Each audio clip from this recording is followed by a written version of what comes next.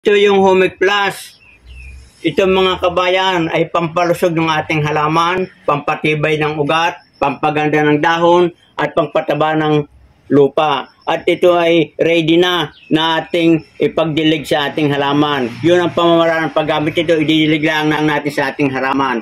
At ito ipapakita ko sa inyo. Yan ito mga kabayan, ating bubuksan na at ating ididilig sa halaman.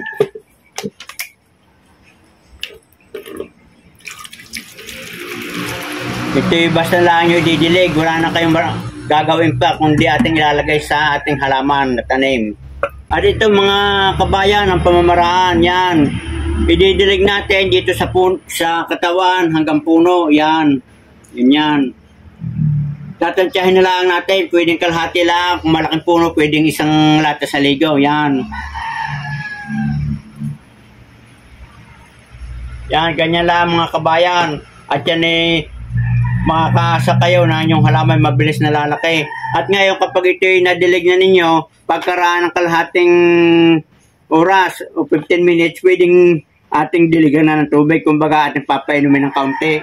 At yun namang mga natitirang ito ay didilig ko pa sa iba pang aking mga halaman. Akin lang pinakita sa inyo yung pamamaraan para hindi na kayo mag-isip pa kung paano gagawin. Sayang po, napakaalwan mga kabayan. Ididilig lang natin ito sa halaman.